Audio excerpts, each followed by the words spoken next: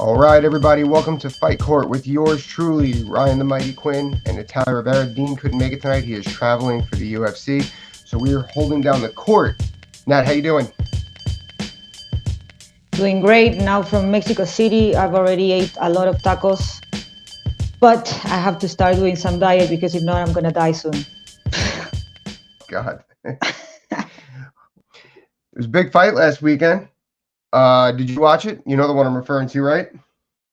Of course, I watch it, and I don't know. We'll discuss it now, but it's a lot of controversy, around him and everything about him.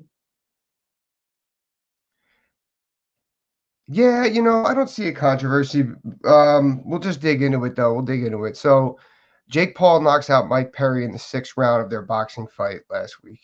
Um, everyone wants to see this dude get his head taken off. Just not happening yet. Uh, Personally, I wasn't totally surprised by the outcome of the fight. I thought the fight was going to go the distance. However, it brings up the question: why can't mixed martial artists figure out Jake Paul? They're not just mixed martial artists that have just started the game. These are people who are seasoned and been around. Some of them held world titles. Yet he's just completely outboxing them. It's really interesting. He does have a bit of a wrestling background, but he definitely has some hands. So why can't MMA fighters figure out Jake Paul? Nat, what do you think?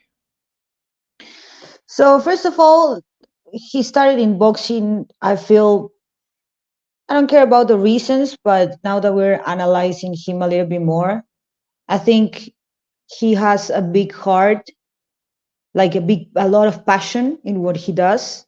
That's why he went, he was a star, a TV star, YouTuber, la la la, and everything that he has done, he has achieved. So definitely he's achieving here in boxing. But I feel like there's big red flags here, starting by the weight. It's really different the weight in MMA than in boxing. And Mike Perry is not the same size. And if we check here, Nate Diaz is not his size either. He wouldn't be fighting in the same weight class in MMA. Well, Anderson Silva, he's old. He's not in his 50 years prime. old. 50 years old. Exactly. Tyron Woodley, again, maybe he in boxing he was bigger, but he's not his size. He doesn't match his size. And then Ben Askren again, like retired fighter, old. So I don't know if he has actually faced a legit opponent in his weight class and his terms. Mike Perry entered that fight in short notice. So, and it's a different sport, bare knuckle, than boxing. I agree with you. The last thing you said, I think that's starting to show that bare knuckle boxing and boxing are rather different. Bare knuckle boxing encourages more brawling, where boxing is more of the sweet science. You need a little bit more technique, so to speak, for lack of a better word. But going back to what you said, he has done very well at handpicking his opponents. Ben Askren has always had horrible hands. It's not that Tyron had horrible hands. He had the speed, he had the power, but he was never really a true boxer. His footwork wasn't there. Anderson waits. Nate Diaz never a true striker, although just beat George Masvidal, which was I didn't see happening. But overall, I think some of the responsibility does fall on the mixed martial artists. Now, there's some things that change with mixed martial arts striking that works for bare knuckle boxing but doesn't work for strict boxing. First of all, in bare knuckle boxing, the clinch is encouraged, the clinch is available. It's not so much encouraged in boxing. And the size does make a difference as well. Now, also the head movement. Now, when you're moving your head in mixed martial arts, you got to worry about knees and kicks. So you can't really do this. It kind of, it almost slows down your head movement. You have slower head movement, if any, which they should have better of in MMA. They're starting to get better of. They really don't. Jake Paul has figured that out. He's figured out how to be boxing with his head movement as well as his footwork, which is the other thing. And you could be a little bit slower and get away with things because you're going to press people against the cage in mixed martial arts, unlike in boxing. Also, takedowns. You get someone standing in front of you, takedown. Jake Paul actually has a pretty good high school wrestling background. He's able to create angles. albeit he's going against slower opponents like Mike Perry, Tyron Woodley, as far as footwork's concerned, Anderson Silva, the age. And I think that's part of the issue is not only that he's handpicking his opponents, he's not really going against people that have traditional boxing sense, traditional boxing IQ. There's the fight IQ and there's boxing IQ. So I think he's been very smart with playing that to his advantage. Now, this next thing that he's calling out with Alex Pereira, I don't think that's the smartest thing because Alex does have the size, which you brought up, and he does have a boxing acumen, not just kickboxing. So, yeah, I think he's very smart. I don't think his time's run out yet. I think he's still going to have some favorable fights come his way. But I think that it's a mix of little things, those little analytics that he's playing to his favor. Yeah, I think like checking his record, the next step that he must achieve and accomplish is to face a legit opponent in all, in an integral way, like with all the factors in a fair way, with not short notice, with a real camp, with time to Mm-hmm. train, to switch also from discipline to discipline. That belongs to his weight class, because in MMA he would be like middle or lightweight, so it would make sense that he fights a guy that matches his size, that Yep. matches his ability, and in a fair contest. Now, Alex Pereira, as a business call, because he have made this call, and they were FaceTiming, and they're having this video chat after his fight. Like, that is amazing, and that is great in the business perspective, because like everybody's going to talk about that. But it has Yeah. been a little bit of a fraud lately, because of what happened with Tyson.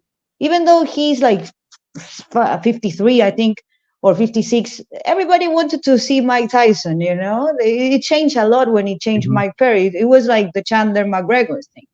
So I definitely don't think that he's facing Alex Pereira. He would absolutely murder him. I agree with you too. I agree. I think that everyone wanted to see Mike Tyson do it. That fight's still going to happen in November. Whatever. The fighter that used to be Mike Tyson, I guess. But Yeah, we don't I know. mean, there's still MMA fighters out there that might be good. Like Dustin could walk around pretty big, like 190, which is the cruiserweight bout. Thiago Alves maybe. But there are some bigger people. Robert Whitaker is still in his career. He's not going to go into boxing for these super fights yet. Um, yeah, I mean, it'll come, but maybe by the time it comes, Jake Paul's on to the next thing. So who knows? But I don't know. Who would you have fight Jake Paul from the MMA world? Because that seems he doesn't have any. I think also he doesn't have any interest in going against uh, more popular boxers because the name recognition isn't there. He wants the money. So who would you send from MMA? Who would represent MMA if it was your choice to fight him? I was gonna before that. I was gonna tell you, like, in boxing, that he has how many fights? Let's see. He has 11 fights. The only name that he has actually, faced, that is a legit boxer, and with the fair conditions, well, almost, it's Tommy Fury. And that was a split decision. So after Mm-hmm. that fight, like, I felt like, maybe he's not bad. He's definitely not bad. He knows how to handle a big time boxer like Tom Fury, but he still lost. So he doesn't have a real boxing match that he has win with a really big name. So I think that is important to see also. Not MMA guys. MMA guys are MMA guys, are not boxers.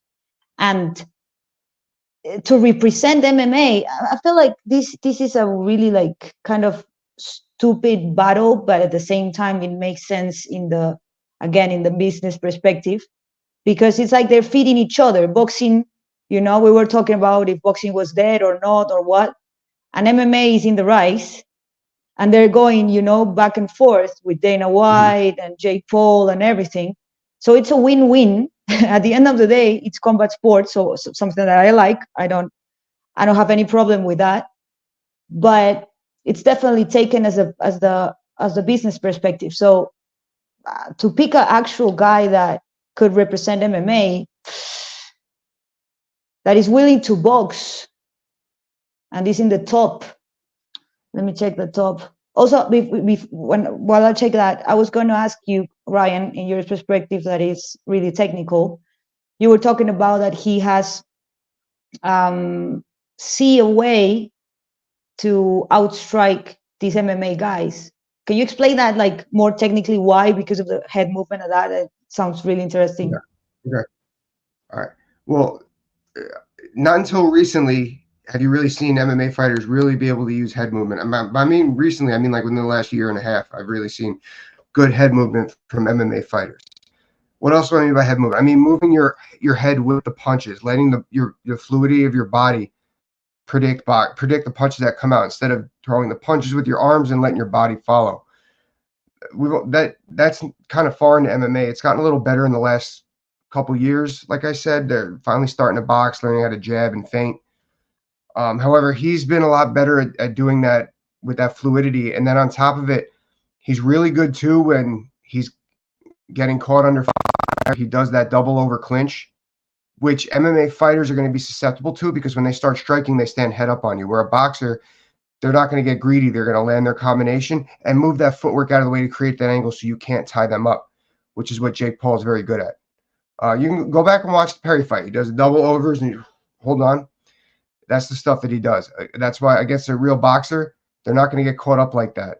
They're not going to get tired. They're going to land their combination, create an angle, and move. Land a combination, create an angle, throw more punches. That's the footwork aspect I'm talking about. But like that, the head movement, back to the head movement. Getting your head out of the way after you throw instead of taking, because if you see Jake, he does start to lean a little bit. He throws like big, powerful punches when he's caught up in his combinations. That's another thing that traditional boxers won't get caught in. Oh, okay, yeah. And I guess that the footwork has a lot to do with it, and the kicks, like you were saying. Yep, yeah, it's the way the place is head. But yeah. So we'll see what happens next. I guess I don't have anybody to send to him. They'll come out. I don't think that the Masvidal fight is so popular right now after he lost to Nate Diaz. I'm not interested in seeing Conor against him. I'm not really interested in seeing Conor do anything anymore, to be honest with you. But, well, apparently that fight between I was gonna say, apparently, like, that fight between Diaz and Masvidal was it ended in a big issue with money or something, right? Oh yeah, I forgot about that. Yeah, there was somebody didn't get paid or something. Yeah, So, it's like and even in that ugliness. even in that moment, like, Jake Paul was the first to say, like, hey guys, I can show you how to make business in boxing. And apparently he's right, because he's getting a lot of money, and also he's getting a lot of money to the MMA fighters. So Yep. the MMA fighters are not going to complain at all. This Mm-hmm. guy is a businessman Nope, not at before all. an athlete.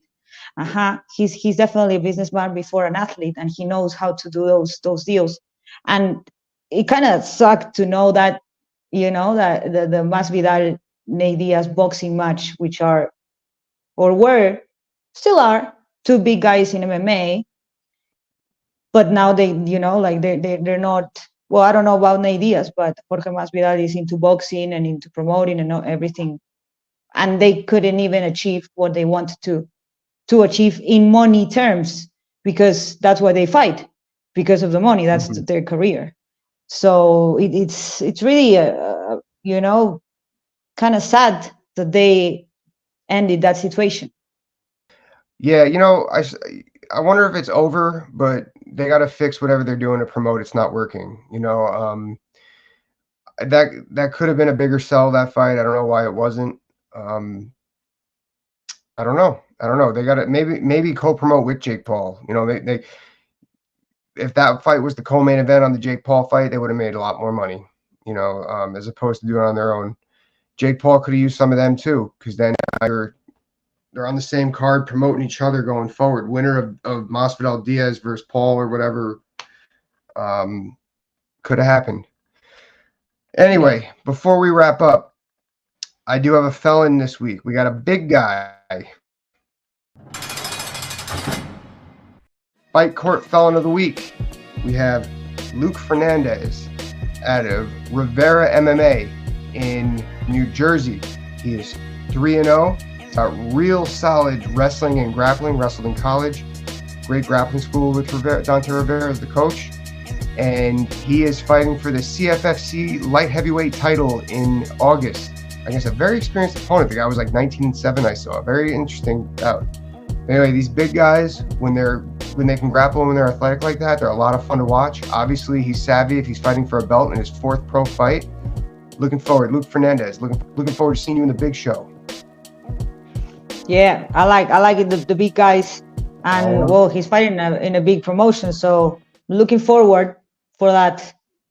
It's interesting because you know that I'm no longer in Peru and I'm in Mexico now, so I can't comment in Inca FC, which is a promotion of Peru that I comment in. And I saw that they were promoting, it actually happened yesterday, heavyweight fight. And I have never seen a heavyweight fight in Peru because normally like people in Peru are small. We are small. So in general, I have to be included. So it's really weird to see, big guys in this part of the region. I don't know. We produce good flyweights though, and bantamweights. That is cool. I'll have to look up some Peruvian and, well, I guess South American and Central American heavyweights at all. I'd love to see them. But anyway, that's what we got tonight, team. Nat, thank you. Dina will be back next week. Look forward to more episodes. Please don't forget to like, subscribe, and share. We really want to grow this channel. We love talking MMA and combat sports. Peace.